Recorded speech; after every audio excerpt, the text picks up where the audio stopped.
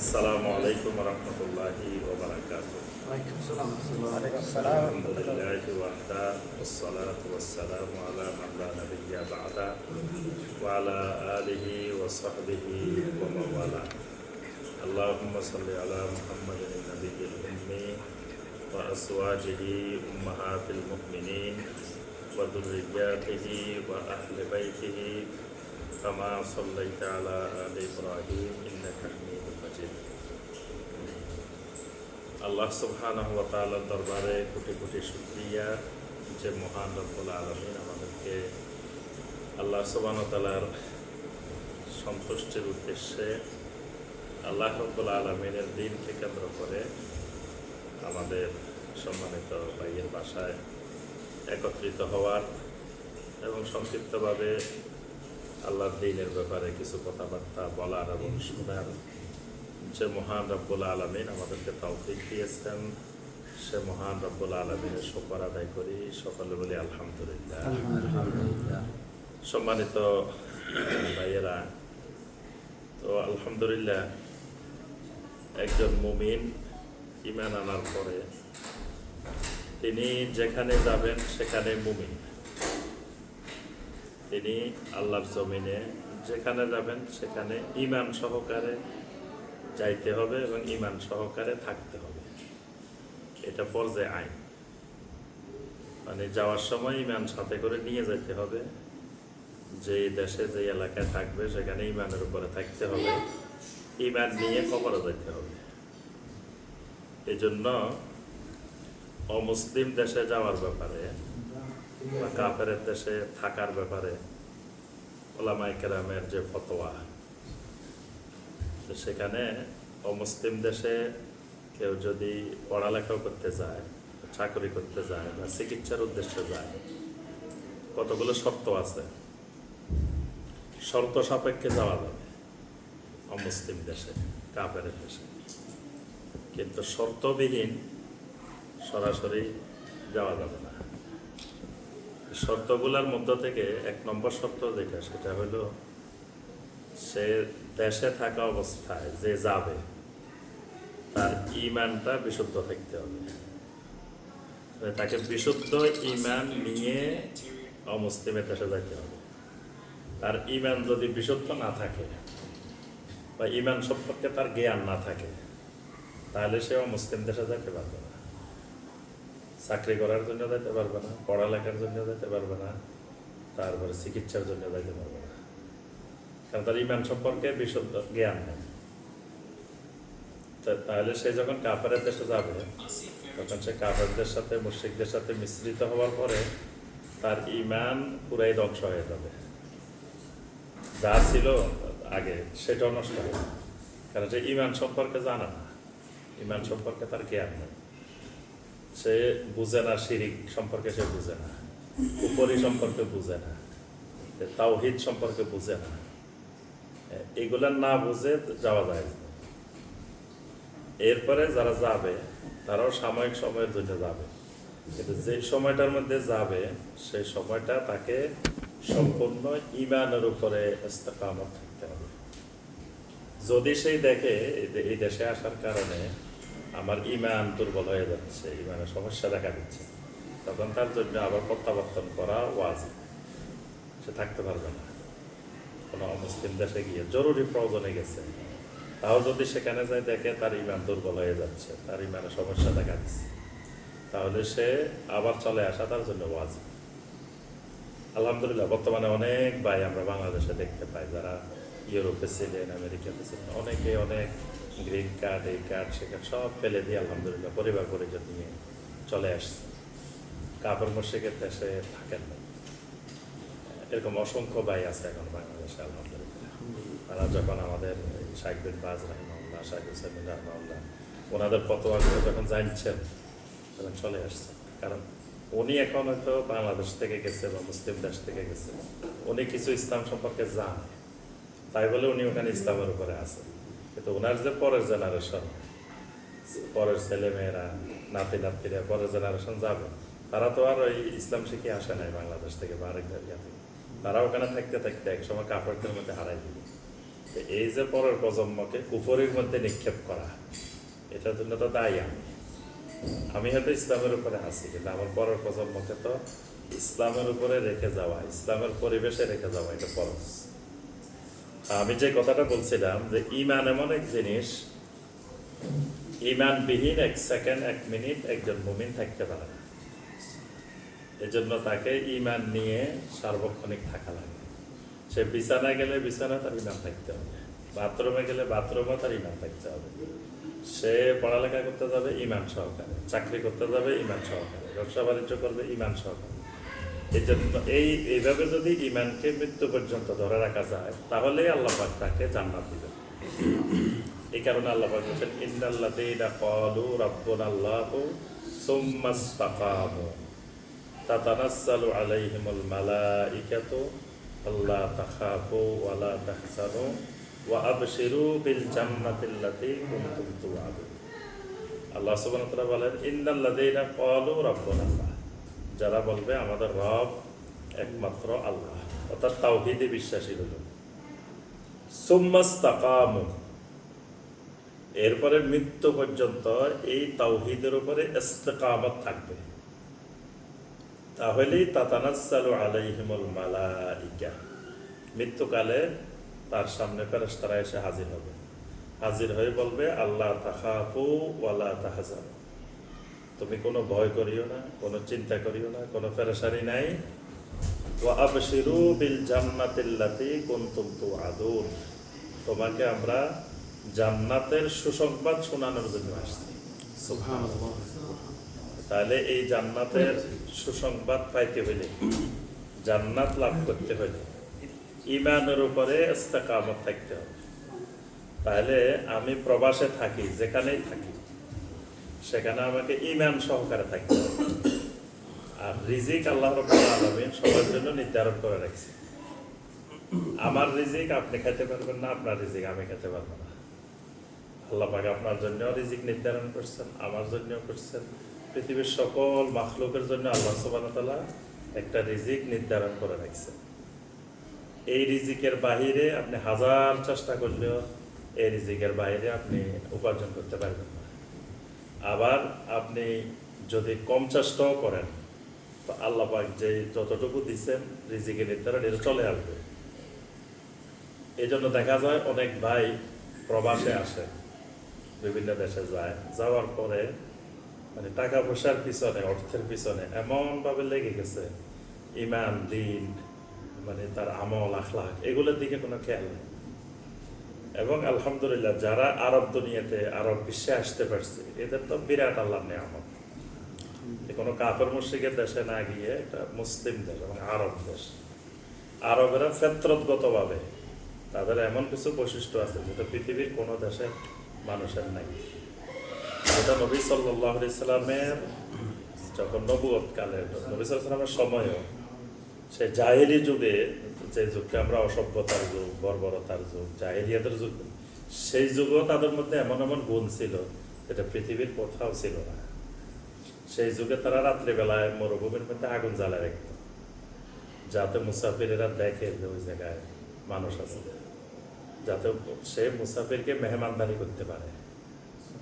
আগুন জ্বালায় রাখতো রাত্রে, এবং পাশে ছাগল বান্ধে রাখতো, খাবার রেডি করে রাখতো, পানি রাখতো, যে ওই আগুন দেখে মুসাফির আসবে, আসলে তার জন্য ছাগল জবাই করে দিত, খাওয়ার ব্যবস্থা করত, মেহমানদারি করত। এবং সে আরবের হাতেম তাই যারা আমরা বলি, সে হাতেম তাইর গল্প সারা পৃথিবীতে প্রসিদ্ধ, সে হাতেম তাই আরবের।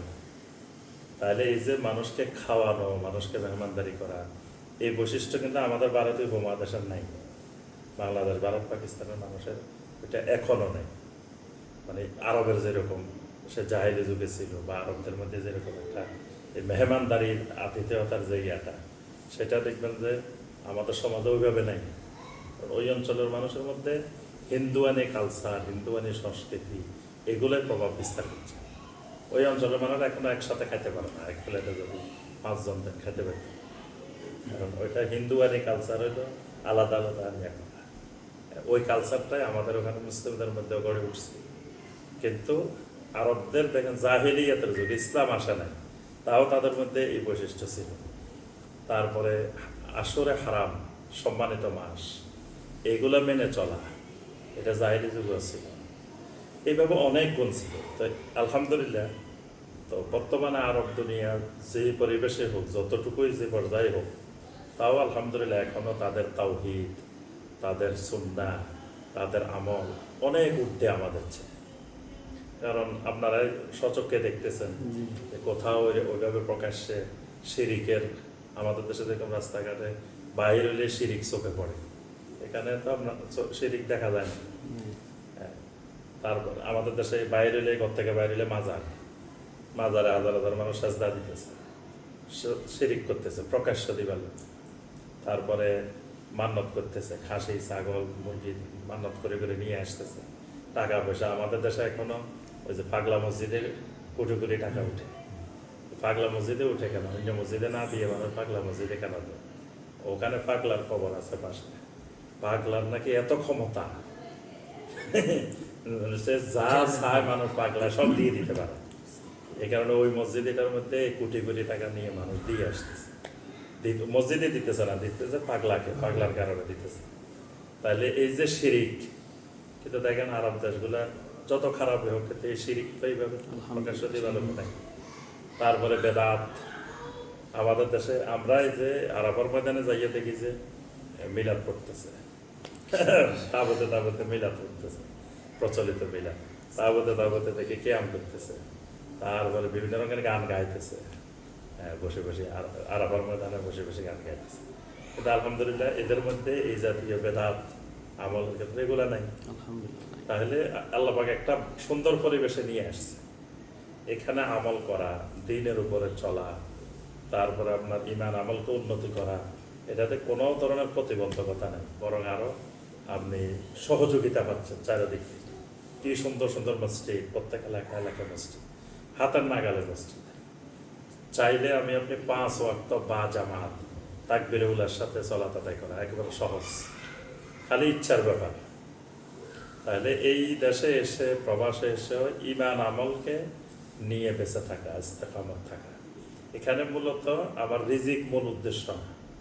রিজিক আল্লাহ পাক যতটুকু দেওয়ার দিবে, রিজিকের পিছনে সময় দেওয়ার একটা লিমিটেশন থাকতে হবে। এমন অন্ধ হয়ে যাওয়া যাবে না যে মানে শুধু রিজিকের জন্য দৌড়াইতে যাই, আমার তাকবীরে উলা পাচ্ছি না, সালাত জামাতে হচ্ছে না, তারপরে আমার দাড়ি রাখতে পারতেছি না, আমার কোনো আমল করতে পারতেছি না, বা সুন্নতের প্রতি আমার আমলগুলো হচ্ছে না, আমি তাহাজ্জুদ পড়তে পারতেছি না, এইরকম রিজিকের পিছনে দৌড়ানো বা এরকম ইসলামে অনুমোদিত নেই। মানে আমার সব আমল ঠিক রেখে, সুন্নত ঠিক রেখে, ঈমান ঠিক রেখে, তারপরে আমি একটা সময় রিজিকের জন্য দিব। এই জন্য আল্লাহ পাক দেখেন সূরা জুমার মধ্যে কি বলছেন, ফাইদা কুদিয়াতিস সালাতু ফান্তাশিরু ফিল আরদি। যখন সালাত শেষ হবে তারপরে জমিনে ছড়াই পড়ো রিজিক অন্বেষণের জন্য।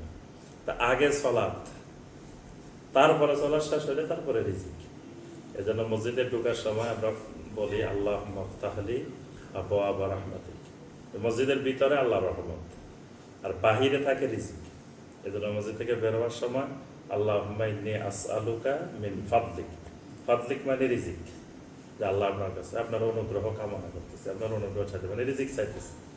তাহলে আগে ইবাদত, আগে আল্লাহর হুকুম সব ঠিক রেখে, বেশি গরম লাগলে ফ্যান দিয়ে দেন, আসলে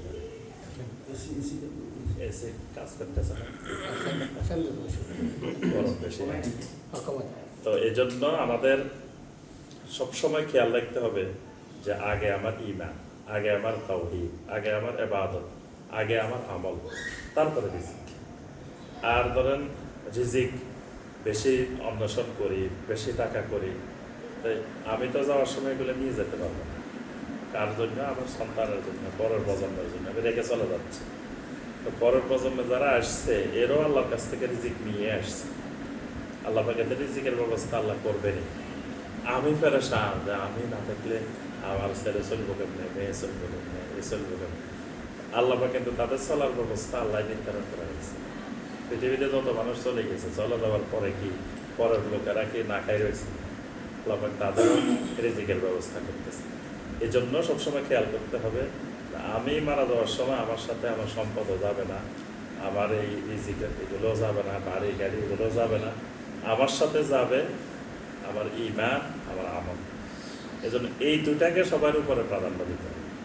এই দুইটাকে প্রাধান্য দিয়ে আমার সব ঠিক রেখে, দেখা গেছে আমার রিজিক নিয়ে এত ব্যস্ত, ফরজ নামাজ পড়ি সালাম ফিরাইলে দৌড়, জিকির আজকার করার সময় নেই, এত রিজিকের দরকার নেই। যে রিজিকে আমার ফরজ নামাজের পরে জিকির আজকার করার সময় পাওয়া যায় না, যে রিজিকে আমার সুন্নত নামাজ পড়ার সময় পাওয়া যায় না, যে রিজিকে আমার অন্য অন্য সকাল সন্ধ্যা জিকিরের সময় পাওয়া যায় না, অর্থাৎ আমার যাবতীয় যে আমলগুলো সেগুলো ঠিক রাখা যায়, এরকম রিজিকের পিছনে দৌড়ানো যাবে। এই বিষয়টা আমাদেরকে সবসময় খেয়াল রাখতে হবে। আরেকটা বিষয়, আলহামদুলিল্লাহ, এই প্রবাসে যখন আমরা আসি তখন আল্লাহ পাক দেখা যায় আমাদেরকে রিজিকের মধ্যে বরকত দেয়। স্বাভাবিকভাবেই হয়তো দেশে থাকলে আমরা এতটুকু রিজিক বা এতটুকু টাকা পয়সা অর্জন করতে পারতাম, যখন আমরা এখানে আসি তখন আল্লাহ পাক আমাদেরকে একটা প্রশস্ততা দেয় রিজিকের মধ্যে। এই রিজিকের প্রশস্ততা দেওয়ার সাথে সাথে খেয়াল করতে হবে যে আল্লাহ পাক আমাকে কিন্তু এই দেশে পাঠায় নাই, আল্লাহ পাক আমাকে পাঠাইছেন বাংলাদেশে। এটা আল্লাহর পক্ষ থেকে নির্ধারিত, আমি আপনি কিন্তু অ্যাপ্লিকেশন করিনি যে আল্লাহ আমার বাংলাদেশে দেন। যদি আল্লাহ বলতো যে কে কোন দেশে যাইতে চাও একটা অ্যাপ্লিকেশন দাও, তাহলে বাংলাদেশের অ্যাপ্লিকেশনে পড়তাম। সবাই দেখতাম যে আমেরিকা সব এইসব দেশের নাম দিয়ে রেখে, বাংলাদেশের নাম কেউ দিত না স্বাভাবিকভাবে, বাংলাদেশ খালি পড়ি থেকে। কিন্তু আল্লাহ সুবহানাহু ওয়া তাআলা আমাদেরকে পছন্দ করে ওই জমিনের জন্য বাছাই করছে। এই জন্য আমি যেখানেই থাকি পৃথিবীর, এই জমিনের জন্য আল্লাহ আমার বাছাই করে না, মানে দুবাইয়ের জন্য বাছাই করে না, বাছাই করছে আমাকে আল্লাহ সুবহানাহু ওয়া তাআলা ওই জমিনের জন্য। তাহলে ওই জমিনের মানুষের প্রতি আমার একটা অধিকার আল্লাহ কর্তৃক নির্ধারিত। ওই জমিনের মানুষগুলো যদি শিরিক করে, বেদাত করে, এটার জন্য কে আমাদের মধ্যে না, আমাকেও জবাবদিহি করতে হবে, আমাকে আপনাকে সবাইকে জবাবদিহি করতে হবে যে ওই জমিনের মানুষগুলোকে শিরিক বেদাত থেকে বাঁচানোর জন্য তোমার কি অবদান ছিল, তুমি কি করছো। দেখা যায় যে আল্লাহ পাক কাউকে একজনকে এক ধরনের যোগ্যতা দিছে, কেউ হয়তো দেখা যায় যে দাওয়াত দিতে পারে, সুন্দর কথা বলতে পারে, তা আল্লাহ হয়তো তাকে টাকা পয়সা দেন। আরেকজন কথা বলতে পারে, তা আল্লাহ তাকে অনেক টাকা পয়সা দিচ্ছে। যাকে আল্লাহ যে যোগ্যতা দিয়েছেন সেই যোগ্যতা দিয়ে জমিন থেকে, আল্লাহর জমিন থেকে শিরিক বেদাত দূর করার জন্য সর্বাত্মক চেষ্টা করতে হবে। তাহলে আপনি এখান থেকে নিজের দেশের দিকে খেয়াল রাখতে হবে যে আমার এলাকা কীভাবে শিরিক বেদাত দূর করা যায়। এই দূর করার জন্য আমার এলাকায় যদি একটা মসজিদ করা যায়, একটা মাদ্রাসা করা যায়, হ্যাঁ, তাহলে আপনি এখান থেকে টাকা পয়সা সংগ্রহ করেন, যেভাবে পারা যায় সহযোগিতা করেন। ওখানে একটা মসজিদ করলেন, একটা মাদ্রাসা করলেন, একটা দাওয়া সেন্টার করলেন, বা ওখানে আপনি দাওয়ার ব্যবস্থা করলেন, বিভিন্ন উপায়ে যেই পদ্ধতিতে মানে এলাকা আপনার জনপদের মানুষ শিরিক মুক্ত হয়, বেদাত মুক্ত হয়, সেই লক্ষ্যে কিন্তু আপনার উপরে দায়িত্ব কর্তব্য কাজ করে। এই জন্য এখানে আমরা প্রবাসে থাকার সাথে সাথে সবসময় নিজের দেশের দিকে খেয়াল রাখতে হবে যে আমার অঞ্চলের মানুষ, আমার এলাকার মানুষ শিরিকের মধ্যে ডুবে আছে, বেদাতের মধ্যে ডুবে আছে। আলহামদুলিল্লাহ, বর্তমানে শিরিক বেদাত বিরোধী যে আন্দোলন বাংলাদেশে চলতেছে, সমগ্র বাংলাদেশে, এই আন্দোলনের মূল কিন্তু যোগানদাতা হইলো আমাদের প্রবাসী ভাইয়েরা। প্রবাসী ভাইদের অর্থায়ন, প্রবাসী ভাইদের সহযোগিতায় কিন্তু দাওয়াতি কাজটা বেগবান হচ্ছে সারা বাংলাদেশে।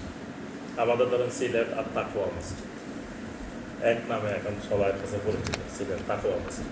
তো সিলেট তাকওয়া মসজিদ যে এত বিশাল বিশাল দাওয়াতি কাজ করতেছে, পুরা সিলেট বিভাগওয়ারি দাওয়াতি কাজ করতেছে। তো দাওয়াতি কাজের জন্য অর্থের দরকার আছে না, টাকাগুলো কোথা থেকে আসতেছে? আমাদের প্রবাসী ভাইয়েরাই তো বেশিরভাগ সহযোগিতা করতেছে।